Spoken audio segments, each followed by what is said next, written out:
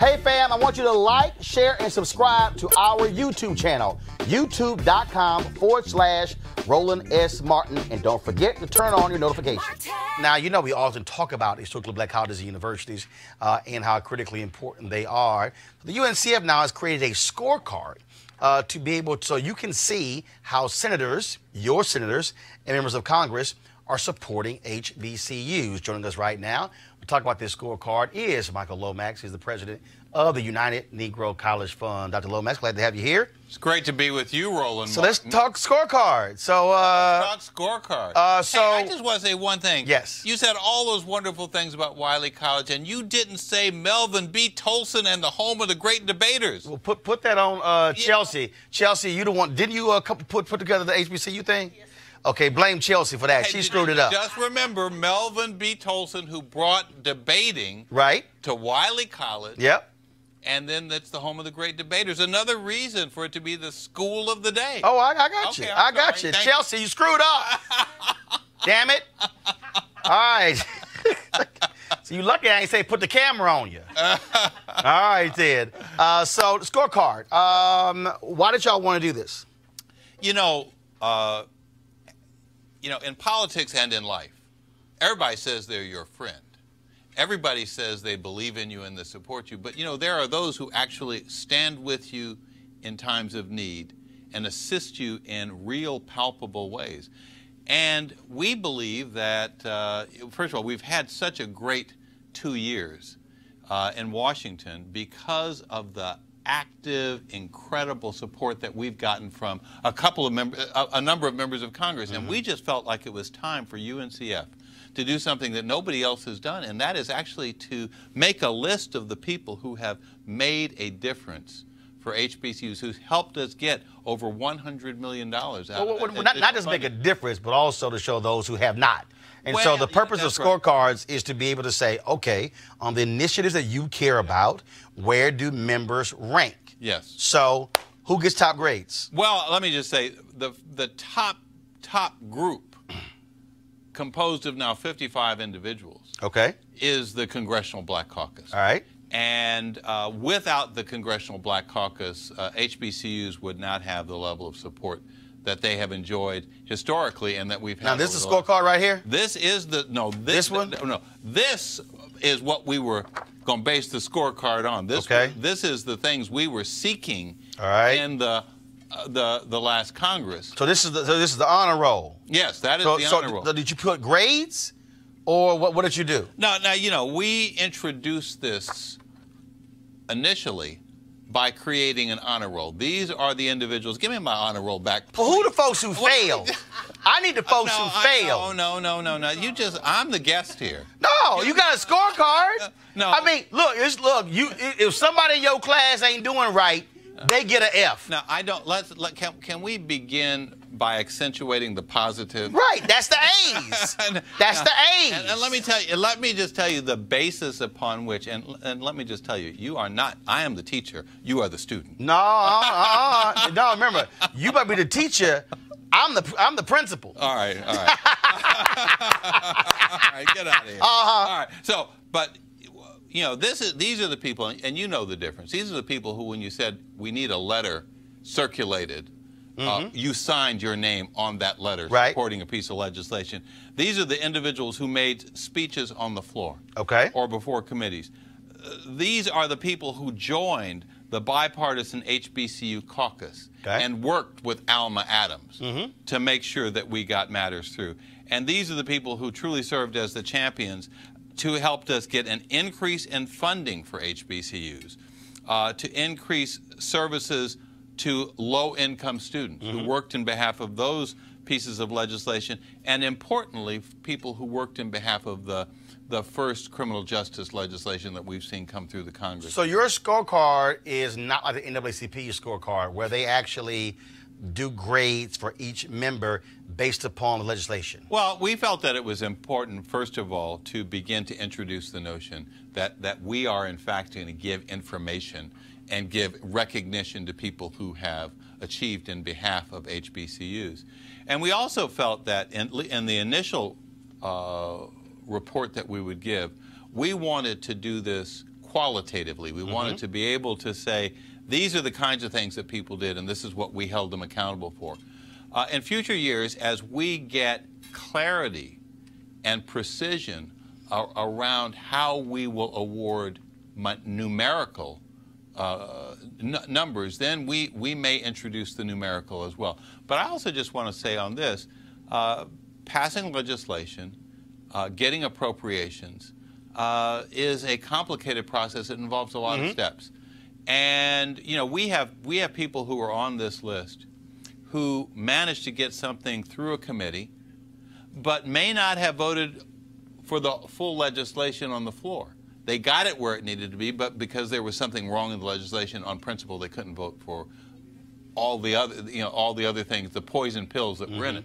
So we want to, before we introduce numerics, we want to be absolutely certain that we have agreement that not only on what should be evaluated numerically, but that the people who are going to be evaluated, who have demonstrated their support, believe that we're doing it accurately. Because the worst thing to do is to put out false information, to put out misinformation, to put out partial information. We're not going to do that. So where can folks see the scorecard?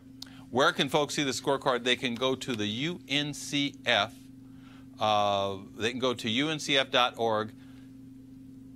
What do you call it? Hashtag. Right. No, it's slash. Backslash. HBCU Scorecard. You go to that, and you will not only see the individual names, you'll see the photographs of the members. You'll see, and you'll learn more about them. And then not only will you see that, but in a couple of weeks you will have a page for each of those members, and there'll be more detailed information about the support that they're providing to UNCF. All right, sounds good. All right, well, we appreciate it. Thanks for coming, dropping by, giving us the information on the scorecard. And let me just say, this is very consequential. And so that your viewers are now going to know who stood with Bennett College, who stood with Payne on, who stood with all HBCUs on getting additional funding, who stood with low-income students and helped us get more Pell funding.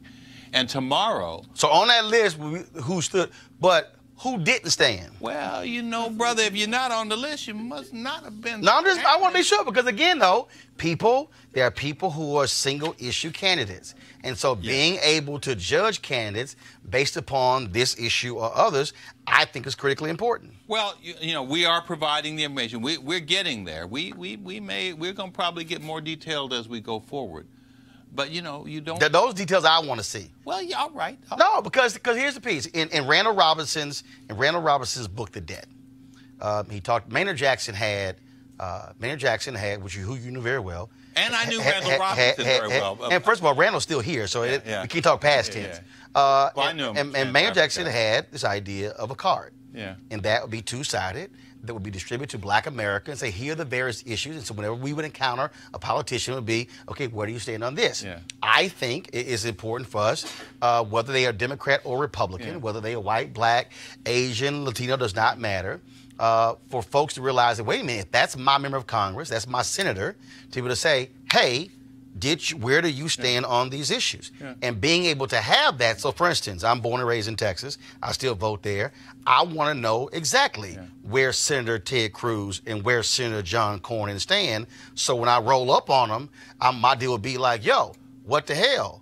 How are you supporting TSU and Prairie View and Wiley? And so, and that's why I'm saying that. And then if somebody is doing well and they got an A, hey, appreciate you standing for HBCUs. Yeah. And first, let me just say, I know Randall, I knew Max, and so I Robinson. So I'm a little confused, wasn't expecting to hear those names.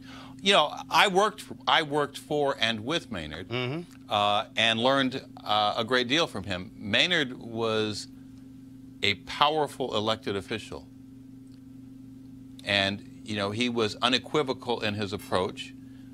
We are a nonprofit, nonpartisan 501c3. So we are going to be quite careful that everything that we do is within the bounds of a nonprofit. So, but you can still be a 501c3 and say, here's a bill, who supported and who didn't. That's just a fact. That's not. All right. Well, that's not partisan. I understand that the perfect may on occasion be the enemy of the good. I think that our honor roll is a very good first step on telling the story and putting on paper who are the people who are supporting HBCUs.